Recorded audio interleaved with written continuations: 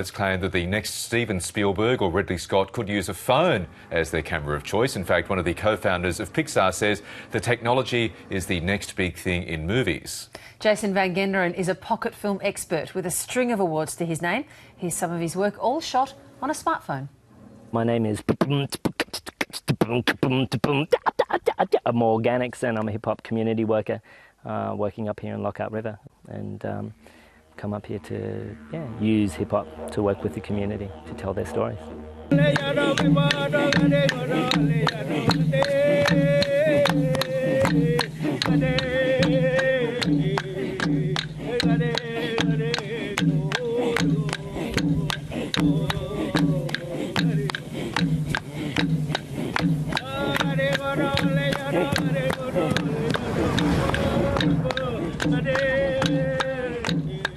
That is transferred down to the next generation, to the next generation, to the next generation.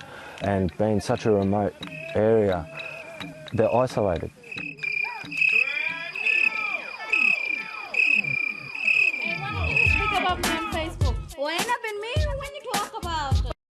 Jason joins us now from Sydney. Hey, Jason, good morning to you. Amazing clarity in those little excerpts. Were they all shot on small cameras? Indeed. I mean, what you saw there was all shot on smartphone technology, so it really is quite incredible what we're capable of capturing these days. Why are smartphones and tablets the next big thing in movie making? Michael, I think it's really accessibility. You know, I think for too long filmmaking has had very, very high barriers to entry. And what we're seeing now is this beautiful evolution where the technology is finally catching up with the craft. And we've now got these incredibly high-powered camera devices that can sit in our pocket. They can capture the world around us. So it's really liberating a whole generation of new filmmakers. How much did your first film on a pocket smartphone or a tablet cost? Well, actually, my first film, I think, cost $57. So you can produce them on quite a lean budget as well. Oh, really? And, of course, if there's a lean budget, you maximise your profit, don't you, as a filmmaker? Well, that's right. Fortunately for me, that first film only cost $57 to make, but it won over $35,000 US in prize money. So I think there's no barriers to what creativity can bring anymore. Is there a bit of snobbery still in the movie-making business about this thing ever taking off, smartphones replacing normal cameras? There definitely is. I think a lot of people still get hung up on the fact that it's called a smartphone. It's not actually called a camera first and foremost, although so many of us use it every day to capture the world around us. So I think as the little hang-up sort of disappears from people's minds and they start thinking of their phone in a more serious way, that it does capture everything around them. It's a fantastic tool for documentary filmmakers, for example. And the great thing is you can accessorise it with so many different things as well. And it's portability as well. It's much easier to go into a jungle shooting a documentary with a smartphone or a tiny camera versus a big kit of stuff. This is right, and I think that's the thing. Accessibility is the big key. You know, having something that's with you that can function as a camera is a camera. Something that's sitting at home in a drawer or a box is an afterthought. We can't use it. So that accessibility factor of having something that's with you and that's immediate, that allows you to capture that image. And the other great thing is you can be a bit of a storytelling ninja, because you can be filming something in the middle of a city streetscape and no one would know that you're actually making a film. They might think you're just taking a happy snap. So what advice have you got for all those Steven Spielbergs out there armed only with a smartphone? How do they go about it? What's the best way of utilising your phone to be potentially a blockbuster movie-making device?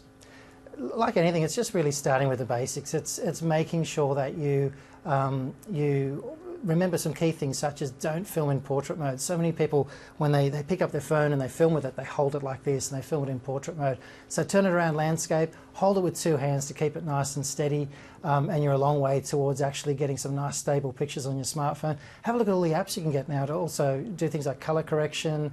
You can get full control over your focus and your aperture on your smartphone. So there's really a lot you can learn, and you can sort of step it according to your knowledge at the time when you're playing with that instrument. You make a very good point. I just yesterday was looking for apps, video editing apps for social media use, and there's so many out there. And as I like to see it, lots of video editing apps for dummies like me. They are very easy to use, aren't they? Absolutely, and I think that's the whole point of this technology, is the accessibility, the ease of use, and the fact that, you know, so many of us, we've got kids that are playing with video apps that can do so much more than what we can do with a camera. Yeah. So look at those around you, look at how they're using it, and you know, there's fantastic things you can do on it on a rainy weekend. Now, you've got a gadget with all the attachments on it with you, Jason. Could you just hold that up to give an idea Sure. of what we're Well, I talking mean, about? obviously, we go from basic iPhone to a supercharged iPhone. This is also a complete filming rig with an iPhone 4, believe it or not, strapped to the back. So Hang on, that's not portable. that's not in your pocket. It's a very big pocket, this one, but still, it's an iPhone technology recording. Hey, can you ever see a day where we do see a big Hollywood film or a big, big note Australian film shot on smartphone or tiny camera technology?